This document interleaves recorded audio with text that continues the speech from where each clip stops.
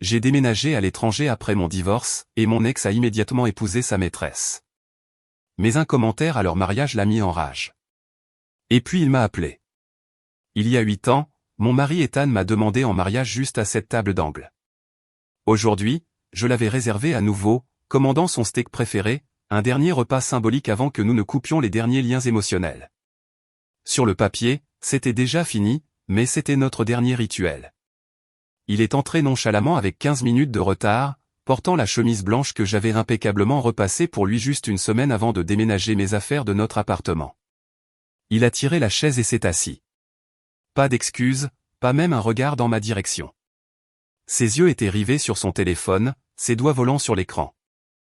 De temps en temps, un sourire malin se dessinait sur ce visage que j'avais autrefois aimé si follement. Je savais exactement à qui il envoyait des textos. Ashley, sa très jeune secrétaire, celle qui s'était si nonchalamment immiscée dans notre mariage. Le serveur a apporté nos assiettes. Le steak d'Ethan grésillait sur sa plaque en fonte, une vapeur parfumée s'élevant. Il a pris son couteau et sa fourchette, a coupé un morceau et a mâché machinalement. « J'ai commandé ce que tu aimes, dis-je, brisant le silence suffocant. »« Ouais, » grogna-t-il, toujours sans lever les yeux. Je l'ai juste regardé fixement. L'homme assis en face de moi. Sa froideur ne me faisait plus mal. En fait, elle m'apportait un immense sentiment de soulagement. Ma main tremblait légèrement alors que je prenais mon verre de vin. L'amertume a aidé à me calmer. Une fois que toute la paperasse sera terminée, j'ai déjà acheté mon billet, dis-je, ma voix d'un ton monotone troublant. Je déménage en Oregon. Ses doigts se sont arrêtés. Il a finalement levé les yeux, une lueur de surprise fugitive traversant son visage avant que son indifférence habituelle ne revienne. L'Oregon ? Et qu'est-ce que tu vas faire là-bas ? Ma grand-mère m'a laissé une petite maison à Willow Creek, une ville près de la côte. Je vais m'y installer. Je m'attendais à quelque chose. Une faible tentative de me retenir. Un souhait maladroit de bonne chance. N'importe quoi. Mais non. Ethan a juste haussé les épaules comme si je venais de commenter la météo. Comme tu veux. C'est pour le mieux, dit-il. Et ce sourire suffisant est revenu. Ashley et moi planifions aussi le mariage. Elle mérite une grande cérémonie. Ashley n'est pas comme toi. Elle sait ce qu'elle veut et elle sait comment me rendre heureux. J'ai failli rire. Il avait raison. Je n'étais pas comme Ashley. Je ne savais pas feindre la faiblesse. Je ne savais pas utiliser les larmes pour exiger des choses. Et je ne savais certainement pas comment coucher avec le mari d'une autre femme. Mais je n'ai rien dit de tout ça. J'ai juste hoché la tête. Eh bien, félicitations à vous deux. Le dîner s'est terminé rapidement en silence. Il ne m'a même pas regardé en se levant pour payer, se précipitant dehors, probablement pour retrouver sa secrétaire. J'ai été laissé seul, fixant mon steak presque intact. J'ai appelé le serveur et demandé une boîte pour emporter. Non pas par pitié, mais parce que je refusais de gaspiller le dernier dîner d'un mariage. Aussi fade et froid qu'il ait été, c'était enfin terminé. Je suis retourné à notre appartement, celui qui était autrefois notre maison. Le silence était assourdissant. Il y a 8 ans, Ethan et moi avions investi toutes nos économies pour acheter cet endroit au centre de Manhattan. Je me souviens encore du jour où nous avons eu les clés, pleurant de bonheur. Nous avions peint les murs nous-mêmes, choisi chaque meuble ensemble. Je pensais que nous vieillirions ici. Je me suis arrêté au milieu du salon. Le canapé crème sur lequel nous nous étions tant disputés était maintenant recouvert d'un drap blanc. Le mur, autrefois rempli de nos photos de mariage, était nu, ne montrant que les marques des clous. Tout était encore là, mais son âme avait disparu. J'ai commencé à faire mes cartons. 8 ans de souvenirs maintenant réduits à quelques boîtes en carton. J'ai ouvert le placard. Mes vêtements à gauche, les siens à droite. J'ai soigneusement plié mes robes et mes chemisiers. Quelques-unes de ces chemises étaient encore mélangées aux miennes. Je les ai ramassées. Cette odeur familière d'adoucissant. C'était autrefois synonyme de paix. Maintenant, je les ai simplement mises dans un sac séparé pour leur nouvelle propriétaire. J'ai ouvert le tiroir du bas où je gardais nos souvenirs. Une petite boîte en bois contenait de vieilles photos. La première, à l'université. Nos sourires si innocents. Le jour de notre mariage. Moi, radieuse dans ma robe blanche. Lui, me regardant avec une tendresse infinie. 8 ans. Où était passé ce regard? Je n'ai pas pleuré. Mes larmes s'étaient taries le jour où j'ai découvert ces textos. Je ressentais juste une fatigue profonde, profonde. J'ai placé la boîte en bois au fond de ma valise. Je ne la jetterai pas, mais je ne l'ouvrirai plus jamais. Elle appartenait à un chapitre qui était mort avec notre mariage. J'ai passé tout l'après-midi à nettoyer. Quand l'appartement fut presque vide, avec seulement ses affaires restantes, j'ai sorti mon téléphone et lui ai envoyé un message. J'ai fait mes cartons. Garde ce que tu veux du reste. Je ne prends que mes vêtements et mes objets personnels. Les souvenirs communs sont dans le tiroir du bureau. Fais en ce que tu veux. 1 minute plus tard, sa réponse est arrivée. Aussi brève et cruelle que d'habitude. Ok, merci. J'ai regardé l'appartement une dernière fois. Au revoir. Au revoir à 8 ans de ma jeunesse. J'ai laissé la clé sur la table basse en chêne, juste à côté de la télécommande. Un déclic sec résonna dans la pièce vide. J'ai traîné ma valise jusqu'à la porte et l'ai claquée derrière moi sans me retourner une seule fois. Je me sentais légère, comme si un poids que je portais depuis trop longtemps avait enfin été levé. La liberté. J'étais enfin libre. Le jour au palais de justice, le ciel de New York n'était ni pluvieux ni ensoleillé. L'air était humide et dense, un peu comme mon humeur l'avait été il y a des mois. Mais aujourd'hui, mon cœur était étrangement calme. Je portais une simple robe beige et un maquillage léger. Je ne voulais pas avoir l'air d'une victime lors de mon dernier jour en tant qu'épouse. Ethan était là aussi. Il portait un costume. Les cheveux gominés, mais les cernes sous ses yeux trahissaient sa fatigue. Peut-être que c'étaient les procédures judiciaires ou peut-être qu'il essayait de plaire à sa maîtresse enceinte.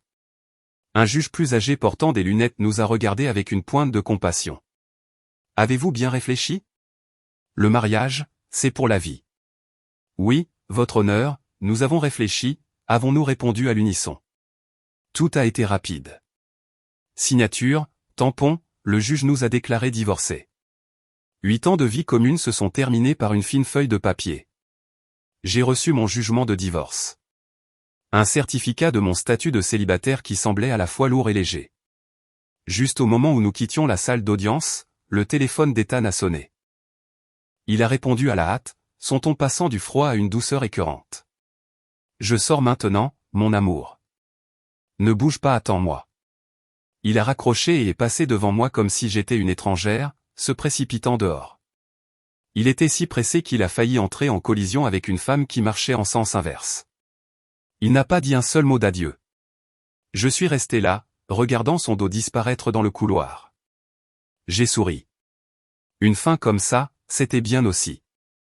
J'étais pressé aussi. J'avais laissé mes valises chez Jessica la veille. Maintenant, je devais juste les récupérer et me diriger vers Penn Station. Jessica, ma meilleure amie, m'attendait déjà. Dès qu'elle m'a vu, elle a couru me serrer dans ses bras.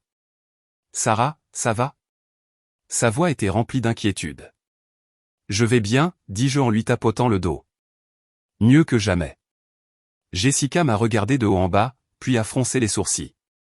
Tu en as l'air. Ton visage est plus pâle qu'un fantôme. Tu vas t'en sortir toute seule là-bas? Elle a pressé un lourd sac en tissu dans ma main.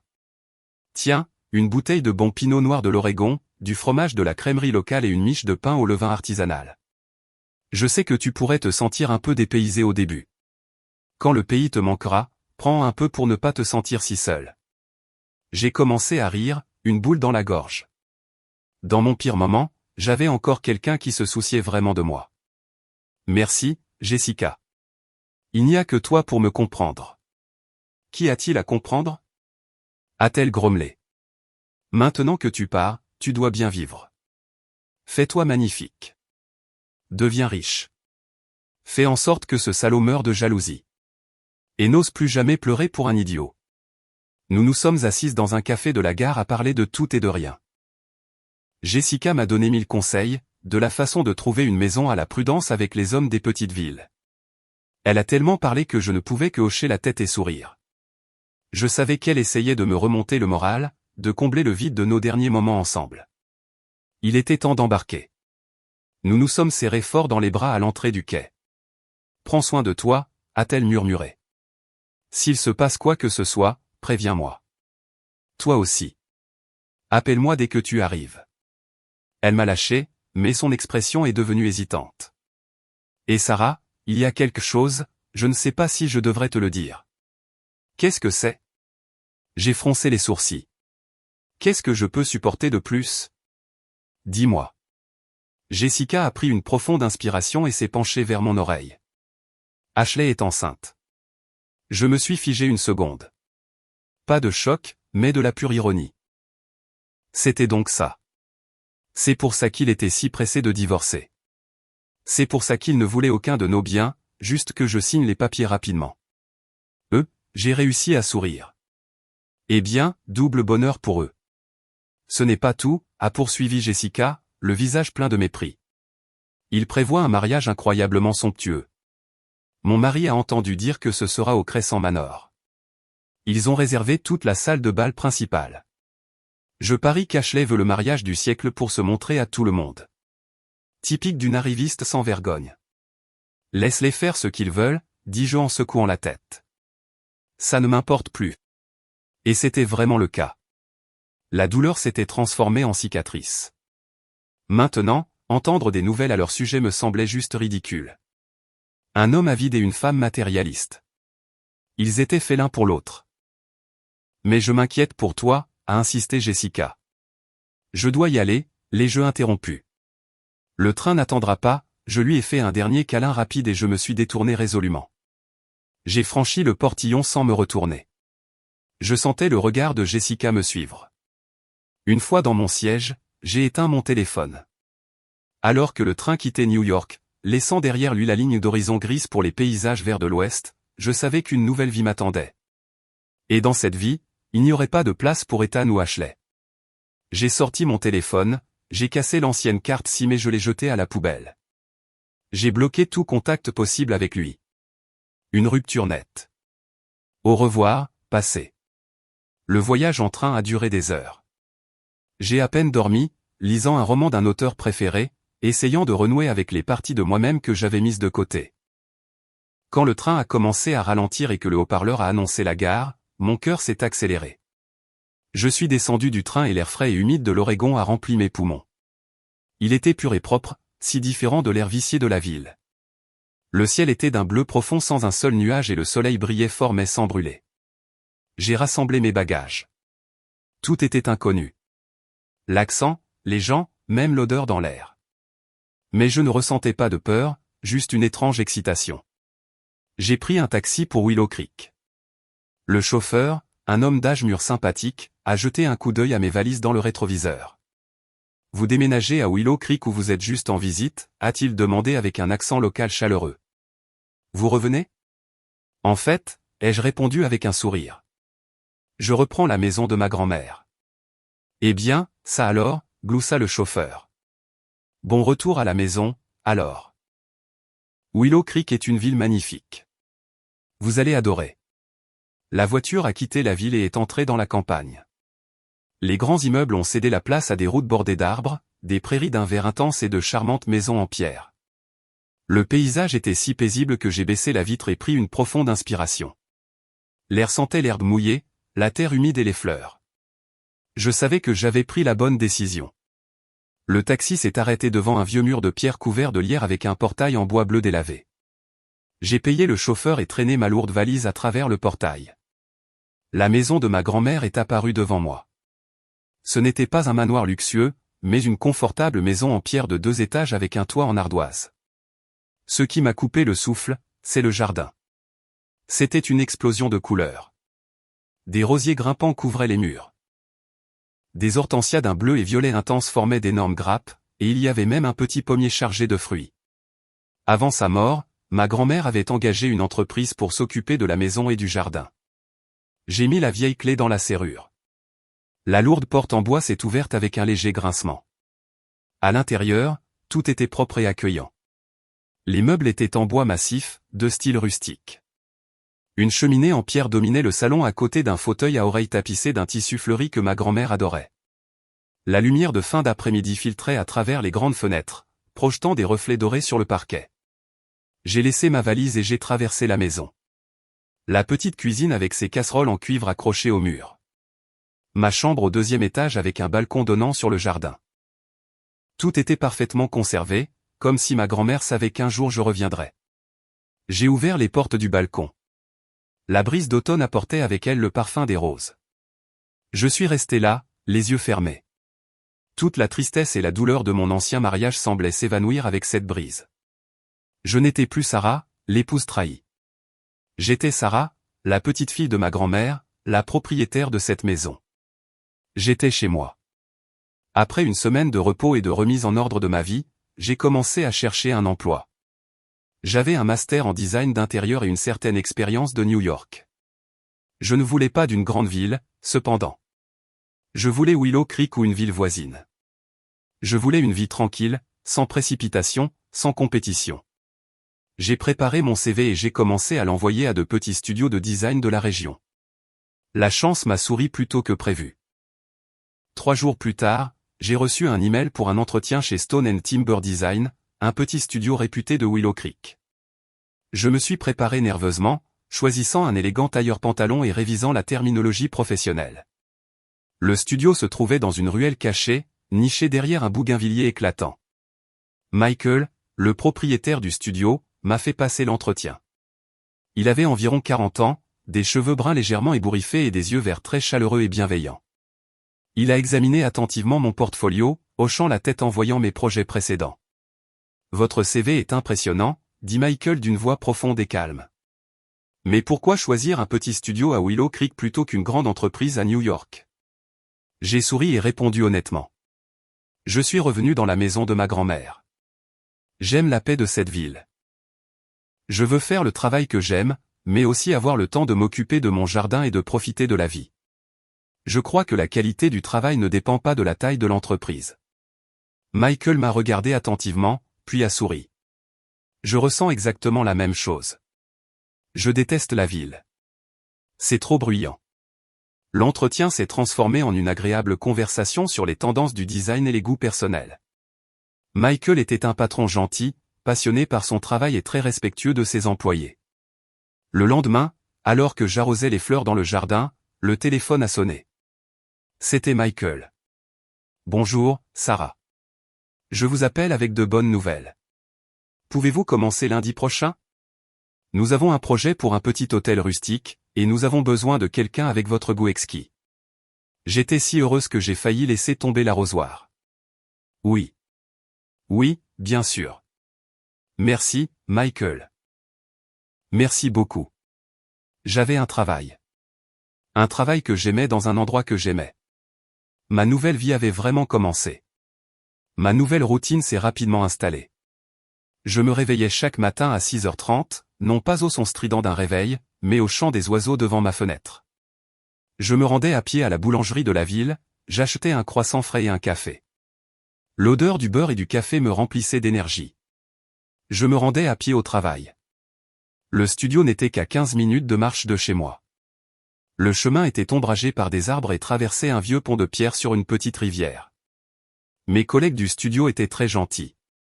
Nous n'étions que 5, y compris Michael. Ils m'ont réservé un accueil chaleureux, m'ont patiemment aidé avec quelques expressions locales et ont toujours fait l'éloge des plats que je leur apportais parfois. Michael était un patron merveilleux. Il m'a immédiatement confié le projet de l'hôtel rustique, me donnant une liberté de création totale. Le travail m'absorbait, ne me laissant pas le temps de m'attarder sur le passé. Le week-end, je n'avais plus à cuisiner et à nettoyer pour quelqu'un qui ne le méritait pas. Je consacrais mon temps à moi-même. Je faisais du vélo le long de la rivière, je visitais des marchés d'antiquités où je m'asseyais simplement dans le jardin pour lire. J'ai commencé à m'occuper du jardin de ma grand-mère.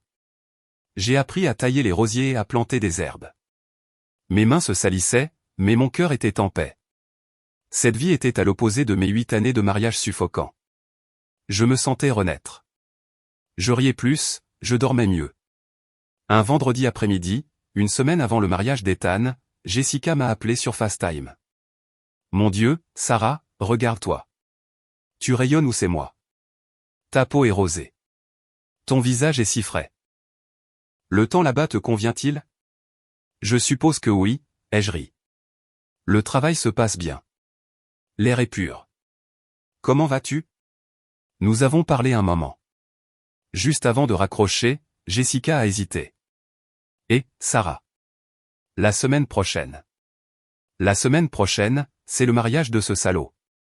Est-ce que ça va aller? Je savais que Jessica s'inquiétait pour mes sentiments.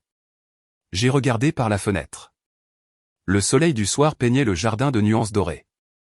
Je vais bien, dis-je d'une voix sereine. La semaine prochaine, je dois visiter un atelier de céramique antique. Je suis trop occupé à réfléchir au type de carreaux à choisir pour les salles de bain de l'hôtel. Souhaite-leur du bonheur. Je suis occupé à planter des fleurs et à travailler. Jessica m'a regardé longtemps à travers l'écran, puis a soupiré de soulagement. Ouais, tu as raison. Être occupé est la meilleure chose. Au diable avec eux. J'ai raccroché et j'ai continué à esquisser mes idées. Le jour de leur mariage, je m'en fichais vraiment. Ce jour est finalement arrivé en Oregon. C'était samedi après-midi. Je venais de finir d'arroser les hortensias quand mon téléphone a sonné. C'était un appel FaceTime de Jessica. J'ai souri, j'ai séché mes mains sur mon tablier et j'ai accepté l'appel. Le visage excité de Jessica est apparu à l'écran. Elle était chez elle en pyjama, mais le bruit de fond était un chaos de musique et de voix. « Sarah, qu'est-ce que tu fais ?» a crié Jessica dans le téléphone. « Je viens de finir dans le jardin. »« Pourquoi est-ce si bruyant ? Tu es à une fête ? » Pas question. Jessica a roulé des yeux et a baissé la voix. Mon mari est au mariage de ce salaud d'Ethan avec cette garce et je l'ai forcé à diffuser tout en direct pour moi afin que tu aies les dernières nouvelles et que tu puisses savourer ta vengeance. Sur ce, Jessica a pointé la caméra de son téléphone sur l'écran du téléphone de son mari. Je n'avais même pas besoin de voir. La voix stridente de Jessica suffisait. Oh mon Dieu, Sarah. Quel gaspillage d'argent. Mon mari dit qu'ils ont réservé la plus grande salle de bal du Crescent Manor. Tapis rouge depuis l'entrée et fleurs en pot partout. Ils ont même engagé un orchestre symphonique. C'est de la folie. Et oh mon Dieu, mon mari m'a envoyé une photo. Jessica a tourné l'écran pour me montrer une image floue. La robe d'Ashley. On dit que c'est une robe de créateur avec des cristaux Swarovski d'une valeur de dizaines de milliers de dollars. Et elle porte même un diadème comme une princesse de conte de fées. Et pour couronner le tout, elle n'arrête pas de caresser son ventre en saluant les invités, tu sais, pour s'assurer que tout le monde sache quel simulacre. J'ai haussé les épaules. Et Ethan, il déborde de fierté, a poursuivi Jessica avec indignation. Avec son costume blanc, les cheveux pleins de gel. Il marche bras dessus bras dessous avec elle comme s'ils étaient le roi et la reine du monde. Mon mari dit qu'il a un regard si arrogant, comme s'il avait conquis l'univers. Il pense probablement qu'il est l'homme le plus intelligent du monde pour avoir épousé une jeune femme qui va lui donner un héritier. Quelle bande d'idiots qui se pavanent pour les caméras. J'ai écouté les plaintes de Jessica et j'avais juste envie de rire. J'ai regardé mon jardin où les roses rouges étaient en pleine floraison. J'ai pris une profonde inspiration. L'air ici était si pur. Et Jessica, dis-moi ce que tu prépares pour le dîner ce soir. Jessica, sais-tu? Je te donne le scoop de l'année et tu me demandes ce qu'on mange. C'est juste que leur histoire n'est plus intéressante. J'ai souri faiblement. Laisse-les se pavaner. Laisse-les penser qu'ils sont les meilleurs. C'est leur problème. Je dois mettre un poulet au four maintenant. Michael et l'équipe du studio viennent dîner. Jessica m'a regardé fixement à travers l'écran, puis a soudainement éclaté de rire. Oh, Sarah. Sarah, tu as atteint l'illumination. Tu as raison. Pourquoi s'inquiéter de ces gens? Va retire ton poulet et j'espère qu'il sera délicieux. S'il y a des nouvelles, je t'appellerai au prochain chapitre. Nous avons raccroché. J'ai enlevé mon tablier, je me suis lavé les mains et j'ai commencé à préparer le dîner. Leur rire, leur luxe, tout cela était un monde lointain. Et j'ai réalisé pour la première fois en 8 ans que je ne ressentais pas la moindre jalousie ou douleur. Ils semblaient juste être des étrangers et ma vie était maintenant vraiment la mienne. Je pensais que l'histoire du mariage se terminerait avec l'appel de Jessica. J'ai passé une merveilleuse soirée avec Michael et mes collègues. Nous avons bu du vin, mangé du poulet rôti aux herbes et eu une discussion animée sur le projet de l'hôtel. Le travail progressait très bien, et Michael ne cessait de faire l'éloge de mes idées. Mais le lendemain matin, juste après mon réveil, alors que je préparais le café et que je sortais sur le balcon pour respirer l'air frais, le téléphone a de nouveau sonné. C'était Jessica. À cette heure-là, c'était déjà le milieu de l'après-midi à New York. J'étais un peu surprise. Quoi de neuf? Une autre diffusion en direct, ai-je plaisanté en sirotant mon café. Mais la voix de Jessica à l'autre bout du fil n'était pas comme celle d'hier. Elle n'était pas indignée, mais remplie d'une euphorie sans borne, comme si elle avait gagné à la loterie. « Sarah, Sarah, tu es assise ou debout ?» Sa voix était un cri. « Je suis debout. »« Pourquoi es-tu si heureuse ?»« Assieds-toi tout de suite. »« Assieds-toi parce que je vais te dire quelque chose qui va te renverser. » Le plus grand drame de l'histoire vient de commencer. Mon mari vient de rentrer et m'a tout raconté. Je ne peux pas m'arrêter de rire. Curieuse, j'ai traîné une chaise et je me suis assise. D'accord, je suis assise. Que s'est-il passé? Ah. Jessica a laissé échapper un long rire. Il s'avère qu'il y avait un invité inattendu au mariage hier. Devine qui? J'ai froncé les sourcils. Comment le saurais-je?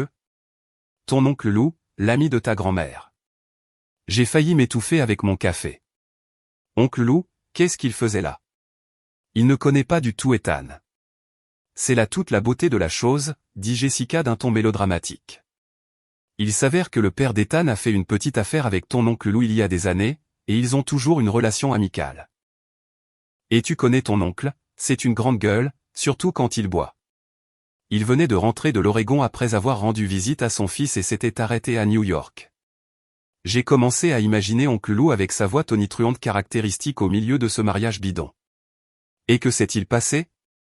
Ai-je demandé, commençant à m'intéresser.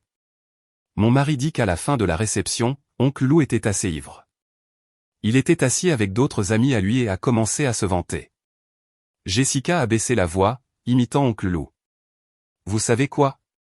Je viens de rentrer de l'Oregon. Je suis allé voir mon fils. Et en chemin, je me suis arrêté à Willow Creek, cette petite ville mignonne près de la côte. Mon cœur a raté un battement. Willow Creek? Il m'a rencontré. Exactement, s'est exclamé Jessica. Mon mari dit qu'oncle Lou a continué à raconter à tout le monde à tue-tête. J'ai rencontré la petite Sarah, la petite fille de ma défunte amie. Mon Dieu, elle est si belle et si intelligente. Elle vit dans une magnifique maison avec une roseraie que sa grand-mère lui a laissée. Elle vit comme une reine, vous savez. J'étais stupéfaite. C'était vrai. J'avais rencontré oncle Lou la semaine dernière au marché de la ville. Il m'avait interpellé et nous avions parlé quelques minutes. Je l'avais invité à la maison, mais il avait dit qu'il était pressé d'aller à l'aéroport. Je n'aurais jamais imaginé que cela finirait comme ça. Jessica a continué à parler sans s'arrêter. Ton oncle a commencé à raconter ta vie à quiconque voulait l'entendre. Et avec cette voix qu'il a, même les tables à côté l'ont entendu. Un vague sentiment de malaise m'a envahi. Cette histoire racontée au mariage d'Ethan ne pouvait pas être une simple anecdote. Mon mari dit, a poursuivi Jessica, de plus en plus excitée, que juste au moment où oncle Lou a commencé à parler de toi, Ethan et Ashley remerciaient les invités à la table voisine. Ils ont tout entendu mot pour mot. J'ai retenu mon souffle. Jessica s'est raclé la gorge, poursuivant sa performance. Oncle Lou criait, Sarah est une rockstar. Elle travaille pour un studio de design là-bas. Son patron, un type formidable, l'adore.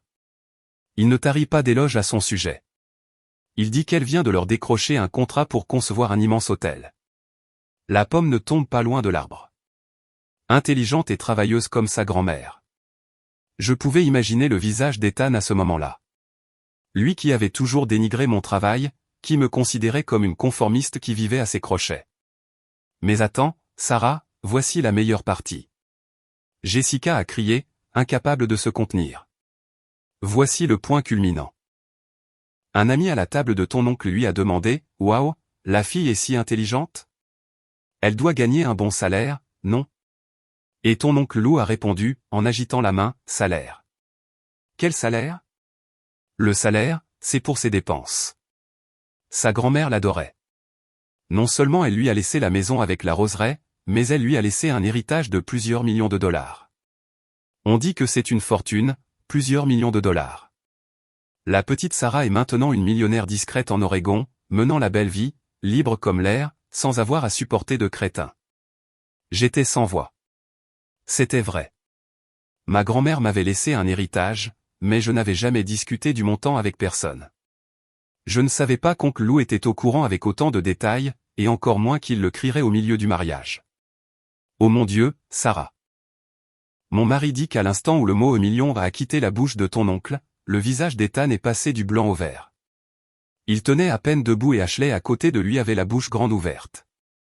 Elle n'arrivait pas à croire ce qu'elle entendait. Les gens aux tables environnantes ont commencé à chuchoter. La rumeur s'est répandue comme une traînée de poudre. L'ex-femme du marié est une millionnaire. Il s'avère que celle qu'il vient de quitter est en fait riche et qu'il épouse la secrétaire. Le murmure a grandi. Et tu sais quoi? Dit Jessica d'une voix triomphante. Juste au moment où Ethan était sous le choc, réalisant qu'il avait jeté une mine d'or, ton oncle Lou a porté le coup de grâce. Mon cœur s'est serré. Il y avait plus. La rumeur se propageait dans toute la salle. Ethan et Ashley étaient paralysés. Ashley a essayé de tirer le bras d'Ethan, mais il semblait collé au sol. Et puis oncle Lou, après avoir parlé de toi, a poursuivi sa conversation avec son ami. Je pouvais imaginer la scène. Un étrange silence est tombé autour de la table d'oncle Lou. Tout le monde tendait l'oreille. Jessica a de nouveau imité la voix d'oncle Lou. Mais de nos jours, mon ami, il y a beaucoup de tromperies. Si tu tombes sur une croqueuse de diamants, tu es perdu. Comme ce qui est arrivé au marié? Ce gars, Ethan? J'ai tressailli. Il l'a dit aussi clairement? Presque, s'est exclamé Jessica. Mon mari dit que ton oncle a continué. L'autre jour, je suis allé à la banque pour quelques affaires et j'ai rencontré Bob, le vice-président du crédit, qui est un de mes amis, et Bob m'a raconté quelque chose de très drôle.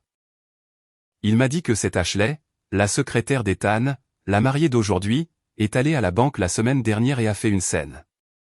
Les visages d'Ethan et Ashley, selon le récit du mari de Jessica, étaient vidés de tout sang. Bob lui a dit, a poursuivi Jessica dans sa performance, que cette Ashley est allée retirer de l'argent de son compte d'épargne. Et pendant qu'elle le faisait, elle s'est plainte au caissier. Elle parlait si fort que toute la banque l'a entendue. Elle a dit, j'en ai tellement marre. Vraiment? Je pensais avoir touché le gros lot avec un patron riche, mais il s'avère que tout n'est que poudre aux yeux.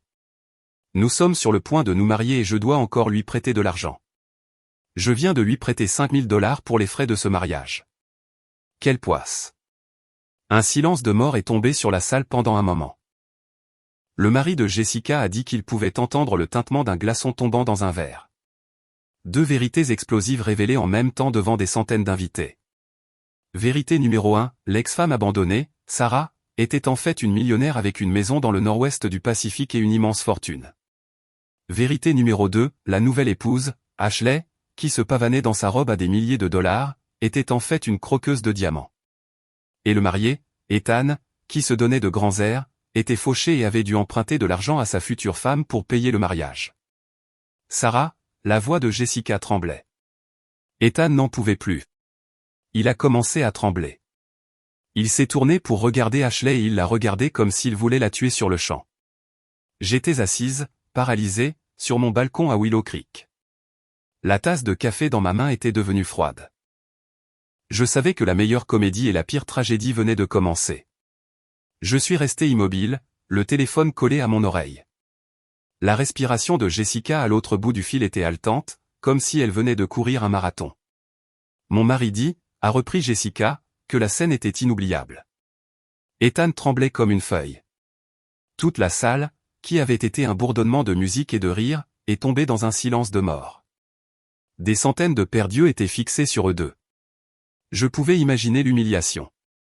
Ethan, un homme qui vivait pour les apparences, qui avait toujours besoin de prouver son succès et son pouvoir, était mis à nu devant tous ses invités et partenaires commerciaux, exposé comme un idiot qui avait été dupé par une femme. L'expression sur le visage d'Ashley était inestimable, a poursuivi Jessica. Elle a essayé de saisir le bras d'Ethan en murmurant, « Chérie, allons à une autre table. » Tout le monde nous regarde. Mais Ethan n'a pas bougé. Il l'a juste regardé fixement. Mon mari a dit que ses yeux étaient injectés de sang, qu'il avait l'air terrifiant. La flûte de champagne qu'il tenait a commencé à trembler, le liquide doré sur le point de déborder. Et puis, Jessica a baissé la voix comme pour confier un secret, il a crié. Non, il n'a pas crié. Il a rugi comme un animal blessé. Parle. C'est quoi cette histoire de 5 000 $? Tu as osé me prêter de l'argent. Ashley, terrifié, a fait un pas en arrière. Non, chérie. Il devait plaisanter. S'il te plaît, crois-moi. Te croire. Ethan a laissé échapper un rire amer et moqueur. Alors, tu peux me faire passer pour un idiot? Alors, tu peux prendre mon argent alors que j'ai tout perdu. Le mari de Jessica a dit qu'Ethan n'a pas terminé sa phrase. Il ne pouvait pas verbaliser la vérité qu'il avait jeté une fortune de millions de dollars.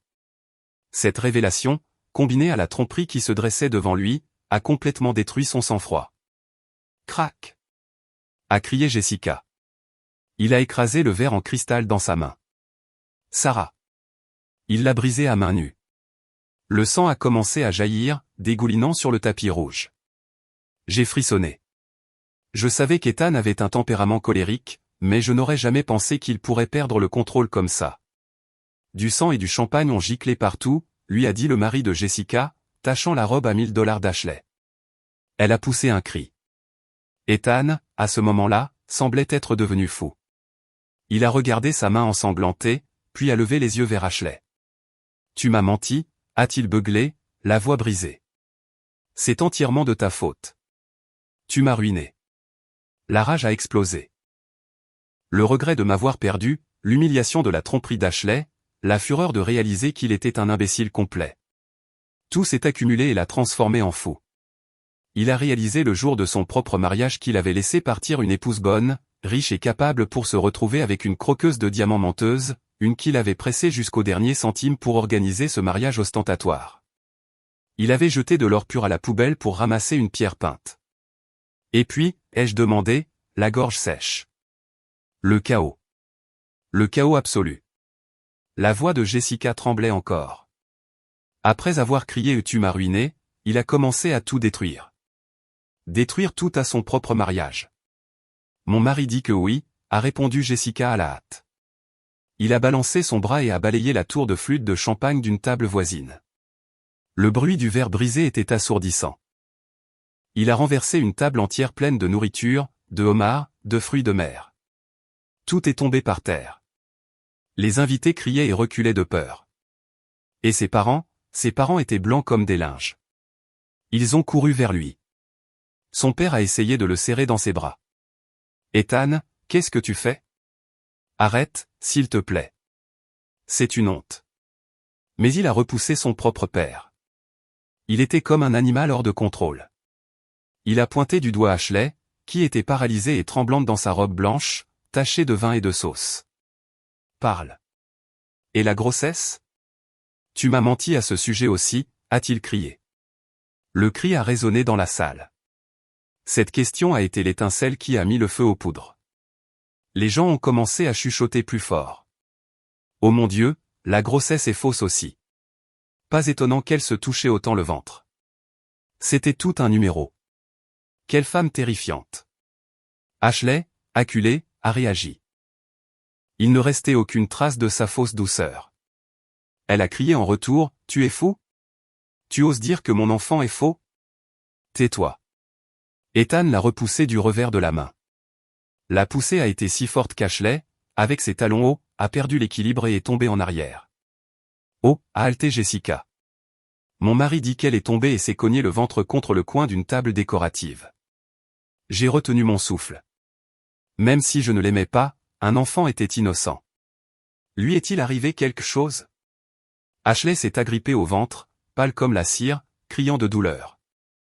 En la voyant, Ethan s'est arrêté une seconde, probablement effrayé. Mais juste à ce moment-là, Jessica a fait une pause pour reprendre son souffle. Bob, le vice-président de la banque que l'oncle Lou avait mentionné, qui était là en tant que partenaire de l'entreprise d'Ethan, s'est approché en voyant l'agitation. Et qu'a dit Bob? Probablement pour se mettre dans les bonnes grâces de l'oncle Lou. Il a parlé fort. Jessica a poursuivi, « Monsieur Stone, calmez-vous. Il est vrai que mademoiselle Miller se plaignait à la banque. J'ai moi-même entendu dire que vous étiez à court d'argent et qu'elle a dû vous prêter 5000 $. J'ai même une copie du relevé bancaire ici même. Le mari de Jessica a dit qu'après cette déclaration, la salle a explosé. Confirmation d'un employé de banque sur place. Rien ne pouvait être plus crédible. C'était la goutte d'eau. Ethan n'avait plus rien à perdre. Sa carrière, sa fierté, son amour, son argent. Tout avait été brisé en une seule nuit. Il a poussé un dernier rugissement, a dit Jessica, et a renversé la table d'honneur où se trouvait le gâteau de mariage à 7 étages. Le glaçage a volé partout. Sortez, tout le monde. Sortez d'ici. Le mariage est terminé. Les invités terrifiés se sont bousculés vers la sortie. Ils ne partaient pas seulement. Ils sortaient leur téléphone pour prendre des photos et des vidéos. Un mariage du siècle, exactement comme le voulait Ashley, mais un siècle de désastre. Mon mari est sorti en courant aussi, a conclu Jessica. Il m'a dit qu'en partant, on pouvait encore entendre Ethan casser des choses et Ashley pleurer et jurer. Un cirque pathétique. Le karma est rapide, Sarah. J'ai raccroché, l'âme en ébullition. Je suis sorti sur le balcon et j'ai regardé les roses dormir sous la rosée nocturne de Willow Creek. Je pensais que je serais heureuse de savoir qu'ils avaient eu ce qu'ils méritaient, mais ce n'était pas le cas. Je ressentais juste une profonde lassitude et du dégoût. Une vie construite sur la cupidité et les mensonges s'était autodétruite en un instant. J'ai mal dormi. Les images chaotiques du mariage se rejouaient dans ma tête. Le lendemain matin, je me suis réveillé avec des cernes sous les yeux. J'ai décidé de ne plus écouter les nouvelles de Jessica. Leur histoire, pour moi, était terminée. Je devais me concentrer sur ma propre vie. J'ai passé tout le dimanche à dessiner. Le travail m'a aidé à oublier le désastre de New York. Mais le soir, quand j'ai éteint l'ordinateur, mon téléphone a vibré. C'était Jessica. J'ai soupiré, pensant à ne pas répondre, mais la sonnerie était insistante. Quoi encore, Jessica? Je suis fatigué. Je ne veux plus en savoir plus. Attends. La voix de Jessica était de nouveau pure excitation. Juste cette fois. C'est le final de l'épisode d'hier. Je te promets qu'après ça, tu dormiras comme un bébé. D'accord, ai-je grommelé. Écoute, a-t-elle insisté. Mon mari vient de me le dire. Il a dit que lorsqu'il est descendu au parking pour chercher la voiture, il a été témoin d'une scène encore meilleure que celle de la salle de bal. J'ai cédé. D'accord, 5 minutes. Mon mari a vu Ethan et Ashley se crier dessus dans le parking.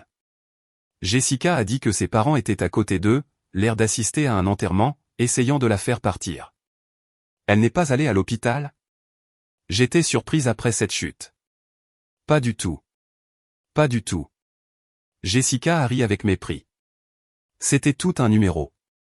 Mon mari s'est caché derrière un pilier et a tout entendu. Ashley ne faisait plus semblant d'être une douce victime. Elle se tenait les mains sur les hanches, criant au visage d'Ethan. Jessica s'est raclé la gorge, imitant Ashley. Tu es fou. Tu m'as embarrassé devant tout le monde. Tu as ruiné mon mariage. Ethan, la main enveloppée dans un mouchoir, le sang suintant à travers le tissu, a crié en retour. Jessica a poursuivi, c'est toi qui m'as ruiné. Tu es une menteuse. Tu m'as volé. Et puis Ashley s'est mise à rire, a dit Jessica avec mépris. Un rire qui a fait frissonner mon mari. Te voler? As-tu seulement de l'argent à te faire voler? Qui a payé pour ce mariage? Dis-moi. Mes 5000 $ n'ont même pas suffi pour commencer. Et mes parents ont dû hypothéquer leur maison pour payer cette imposture afin que tu aies l'air bien. Espèce d'homme inutile. Tu es inutile. J'étais figé. Donc Ethan n'avait pas seulement emprunté de l'argent à elle, mais avait aussi saigné ses parents à blanc. Il s'était enfoncé trop profondément dans le bourbier de son propre ego. Mon mari dit, a poursuivi Jessica, que quand Ethan a entendu ça, il était sans voix. Il ne s'attendait pas à ce qu'elle le lui jette au visage si directement. La bataille dans le parking, sans public ni caméra, était l'endroit où leurs vraies natures sont apparues. Il ne restait plus d'amour, seulement de l'argent, des mensonges et de la haine. Les parents d'Ashley, voyant que leur fille avait vendu la mèche, ont essayé de lui couvrir la bouche. Jessica a continué, chérie, s'il te plaît, tais-toi. rentrons à la maison. Mais elle ne pouvait pas s'arrêter. Elle a repoussé ses parents et a pointé du doigt Ethan. Je vais te dire une chose. Je t'ai épousé pour ton argent, pour ton poste de directeur et pour ce mariage, et maintenant tu as tout détruit. Ethan, se remettant du choc, a serré les dents. Tu oses? Et puis, Jessica a baissé la voix, Ashley a lancé son attaque finale. Elle a mis sa main sur son ventre, mais cette fois non pas avec fierté, mais comme une menace. Et elle a dit, a chuchoté Jessica, écoute-moi bien. Cet enfant est le tien. Veux-tu qu'il vive ou qu'il meure? Mets l'appartement du centre-ville à mon nom tout de suite et donne-moi 500 000 $ en espèces. Si tu ne le fais pas, j'avorte demain et ensuite je vais à ton entreprise et je dis à tous tes partenaires quel genre d'homme tu es. Mon sang s'est glacé. Utiliser son propre enfant pour le faire chanter, c'était trop cruel. Et qu'a fait Ethan? Ai-je demandé. Mon mari dit qu'Ethan est resté immobile un instant, puis a commencé à rire. Un rire encore plus terrifiant que ses cris. Il a ri de manière hystérique. Quand il s'est arrêté, il a regardé Ashley et a rugi, continue de rêver. Il a sorti ses clés, a couru vers sa voiture, et même si Ashley a essayé de lui barrer la route, il a démarré en trombe, la frôlant presque, la laissant seule avec ses parents dans le parking au milieu des décombres d'un mariage de luxe. Mon mari s'est enfui aussi, a ajouté Jessica. Il ne voulait pas être pris dans les tirs croisés. Nous sommes restés silencieux un moment. Jessica, j'ai un doute sur la grossesse. Je le soupçonne aussi, a-t-elle interrompu. Mon mari dit que la chute avait l'air grave, mais un peu plus tard, elle était dans le parking en train de crier avec une énergie incroyable. Je soupçonne que la grossesse est fausse ou qu'elle a juste utilisé un test de pharmacie pour tromper Ethan. Elle l'a utilisé pour forcer le mariage et maintenant pour extorquer de l'argent. J'ai laissé échapper un long soupir. Faux ou non, cet enfant était une victime. Eh bien, Sarah, a dit Jessica d'une voix fatiguée. Mettons un terme à ce drame pour ce soir. Trop de gens avides et menteurs qui se sont détruits mutuellement. Qui se ressemble s'assemble. Va dormir. J'en ai besoin aussi. Tant de drames, c'est épuisant. J'ai raccroché. J'ai regardé la nuit. Willow Creek était calme. Le son des grillons remplissait le jardin. J'ai réalisé que la tempête à New York était passée et qu'elle n'avait plus rien à voir avec moi. J'ai demandé à Jessica de ne plus rien me dire à leur sujet. Je ne voulais pas que les ordures du passé salissent mon présent. Je me suis jeté dans mon travail, dans le projet de l'hôtel. Mais un mois plus tard, lors d'un de nos appels, Jessica n'a pas pu se retenir. Sarah, je dois te le dire, sa voix était sérieuse cette fois. La situation avec Ethan a vraiment explosé. Quoi d'autre? Sa carrière est terminée. Mon mari dit qu'après le scandale, les vidéos de lui saccageant le mariage et criant sur Ashley sont devenues virales. Même si elles ont été rapidement retirées, tous ses partenaires importants les ont vues. Et qu'ont-ils fait? Annuler des contrats en masse. Exactement. Son partenaire le plus important, un groupe japonais, lui a immédiatement envoyé une lettre mettant fin à leur collaboration. Ils ont dit qu'ils ne pouvaient pas travailler avec quelqu'un d'une moralité douteuse qui ne peut pas contrôler ses émotions et qui traite sa famille si cruellement. Je suis restée silencieuse. C'était inévitable. Pour un homme d'affaires, la réputation est plus importante que l'argent. Quand il a perdu le gros contrat, l'entreprise a coulé, a poursuivi Jessica. Les employés clés, les bons qui travaillaient avec toi, sont partis en groupe. Ils ont dit qu'ils ne pouvaient pas travailler pour un patron fou qui leur devait aussi de l'argent. Ils sont partis et ont emmené les clients avec eux. Si vite? J'étais surprise. Oui. Maintenant, il est désespéré. Mon mari dit qu'il passe ses nuits à emmener de petits clients dîner pour essayer de sauver ceux qui restent. Il boit tellement que la semaine dernière, il a été admis aux urgences pour une hémorragie gastrique. Il y est resté 2 jours, puis s'est échappé pour continuer à boire, mais c'est inutile. Personne ne veut monter à bord d'un navire en perdition avec un capitaine avec ce genre de réputation. J'ai secoué la tête. La carrière dont Ethan était si fier, celle qu'il utilisait pour m'humilier, s'effondrait à cause de son ego et de ses mauvaises décisions. Je vais raccrocher, Jessica, dis-je. J'ai une réunion avec Michael. Oui, tu as raison, a-t-elle acquiescé. Ces gens ne méritent pas une minute de plus de ton temps. Toi, vis bien. J'ai raccroché. J'ai regardé la conception 3D du hall de l'hôtel sur mon écran. J'avais choisi un style rustique et chaleureux avec des céramiques locales et du bois de chêne. J'étais fier de mon travail. C'était réel. Cela créait de la valeur, contrairement à la carrière de château de cartes d'Ethan. Plusieurs mois ont passé. J'ai terminé la conception de l'hôtel et j'ai commencé à superviser la construction. Le travail était intense mais passionnant. Un soir, Jessica a appelé. Sa voix semblait étrange, presque compatissante. Sarah, aujourd'hui, mon mari a vu Ethan. Où? Pas dans un bar, dit-elle doucement. Dans un marché de rue l'après-midi. Mon mari est allé acheter quelques trucs et a vu un homme maigre, l'air d'un sans-abri, mangeant à la hâte un sandwich dans un coin. Il était curieux, s'est approché et a réalisé que c'était Ethan. Maigre et l'air d'un sans-abri? Est-il si mal en point?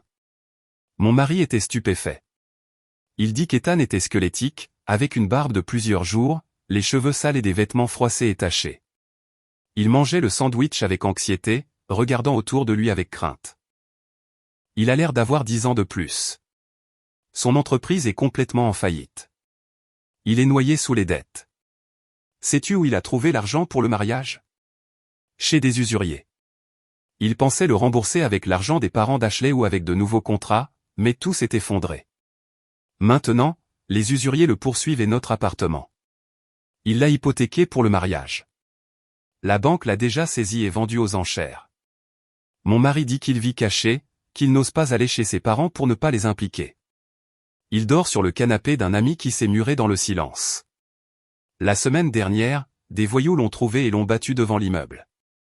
En entendant cela, je n'ai plus ressenti de satisfaction, seulement une tristesse amère. Après tout, il était l'homme que j'avais aimé pendant 8 ans. Mon mari a hésité, a dit Jessica. Il allait l'aborder, mais Ethan a réalisé qu'on le regardait, a eu peur, a jeté son sandwich et s'est enfui comme un vrai fugitif. Et Ashley?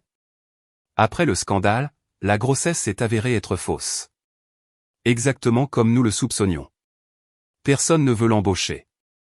Ses parents, honteux, ont vendu leur maison pour payer les dettes du mariage et l'ont emmené avec eux. On dit qu'ils ont beaucoup de mal. Les 2 personnes qui s'étaient délectées de ma douleur payaient un prix très élevé pour leur cupidité. La vie est juste parfois. J'ai raccroché, le cœur lourd, mais cette tristesse a été passagère. J'ai regardé mon jardin où la lavande fleurissait dans une mer de violets. J'ai pris une profonde inspiration. Leur vie, aussi tragique soit-elle, n'était plus la mienne. Une semaine plus tard, j'ai présenté le projet final de l'hôtel à l'investisseur, un Suisse très exigeant. J'avais tout préparé en détail. Quand j'ai eu fini, l'investisseur, qui selon Michael ne souriait jamais, s'est levé et a applaudi.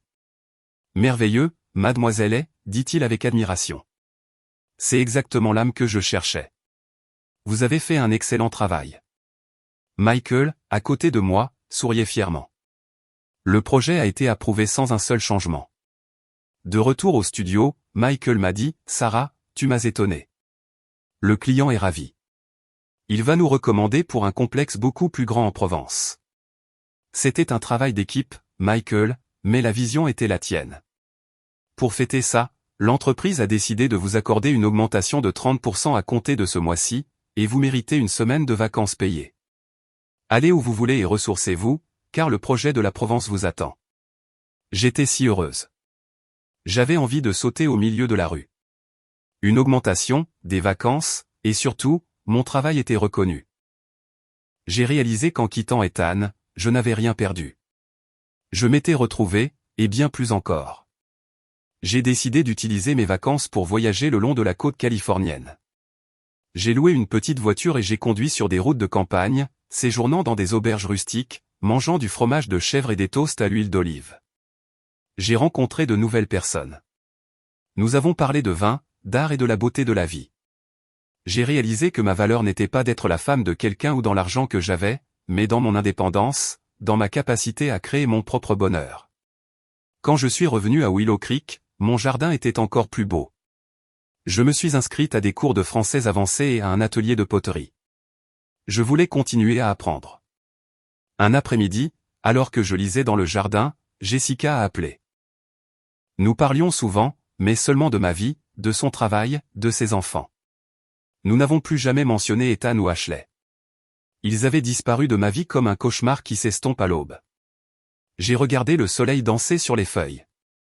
J'ai compris que ces 8 années de mariage, bien que douloureuses, m'avaient appris une leçon. Et le divorce n'était pas une fin. C'était un commencement. La porte vers un nouveau chemin, un chemin rempli de soleil. J'ai souri. Je savais que mon avenir sur ce chemin ne ferait que s'améliorer.